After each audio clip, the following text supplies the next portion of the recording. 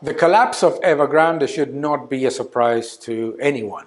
The problem of an economy based on the idea that you have to bloat GDP with massive spending, and in which the idea of idle capacity was completely forgotten, with building phantom cities and constructing everything at any cost, even with very little demand, and using a tremendous amount of leverage, was already something that was a concern in the Chinese economy before Evergrande. We need to understand that the assets that Evergrande has defaulted on are larger than the entire subprime crisis of 2008. We also must understand that the problem of having a company that uses massive leverage to build new assets that disguise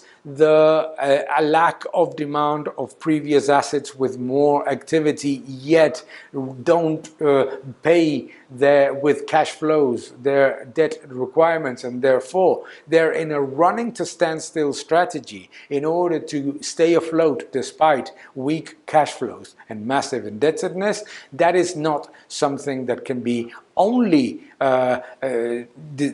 discussed about one company, Evergrande. It's something that is very typical in the real estate sector and in the construction sector in China. It's very typical of a real estate bubble to inflate it by a debt and to disguise the assets with no demand by putting new projects that will at least generate some level of incentive to investors. The problem in China is that the Evergrande and real estate bubble problem is happening at the same time as the Chinese government is cracking down on the economy. It is attacking the technology, the education sector and other sectors in order to intervene in their day-to-day activities and in their management styles. Therefore, those two effects, lack of trust of the cash flow and balance sheet of the real estate and construction sector, added to the crackdown of the high productivity and